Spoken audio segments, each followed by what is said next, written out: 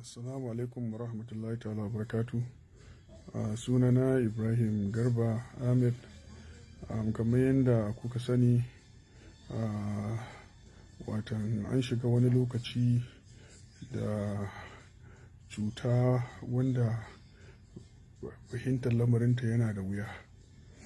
Na kasance ɗaya daga cikin mutanen da Allah ya gwada da wannan ciwon ta hanya daban, bayan irin yanayi da mutane sukan shiga, wasu su mutu a take. To ni yau kwana na 17 kenan a gadon asibiti, kuma har yanzu ina kan gadon asibiti. Na kai munzalin da kusan kwana 10 ban san halin da nake ba a rayuwa.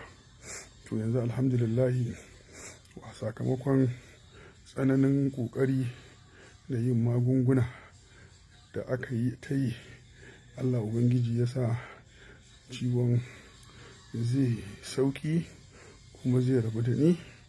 Na kasance cikin masu tsawon rai.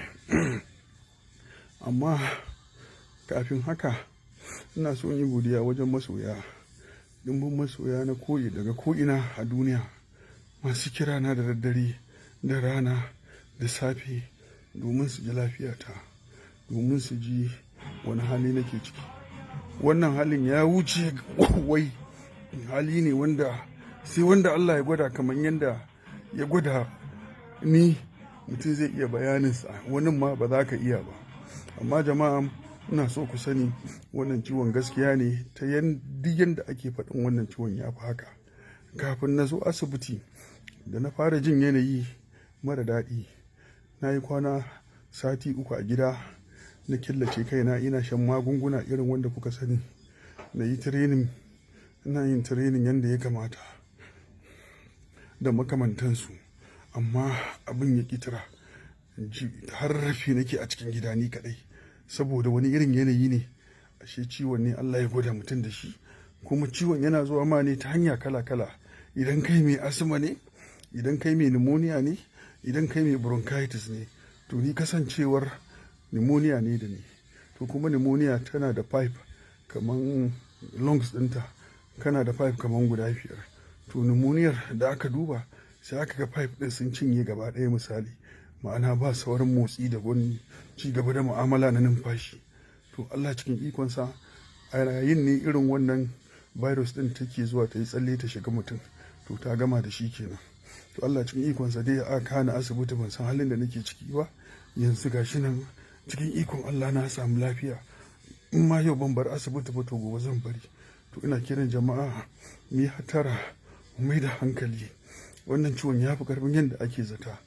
Duka da yake yi ya lalata abu, sai ka same ta baka san ya aka yi ka sami ita ba. Sai ka yi mu'amala da mutum cikin mutunci da lumana, bai san yana da ita ba. Kafin ka ankara sai ka ga mutum an ce ya mutu. Ina asibiti, mutuwar da na ji sun fa kirga. Saboda haka kiran da zan wa jama'a, mu tashi, musamman mutanenmu daga gida, a farka, a farga, a buɗe ido, a mai da hankali, a nisanci juna kamar yadda aka bukata, a bi ƙa'idoji da aka shimfiɗa. Shi ne zai kawo mana sauƙi. Koya kuke da mutum, ku koyi yadda za ku nisanci juna. Zai kawo raguwar daman yaɗa wannan cuta ta hanyar da kai ma baka sani ba. Ana cewa ciwon masu kuɗi ne, ba lallai sai mai kuɗi ba. Haka Allah ya kaddara ciwon.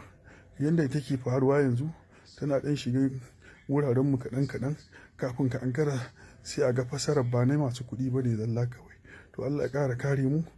Kuma ina dimbin godiya ga masoya da suka daga yin jaje, suna ta yin addu'a a saukan Qur'ani da 'yan uwa da abokan arziki. Saboda haka ina godiya sosai. Assalamu alaikum wa rahmatullahi ta'ala wa barakatuh.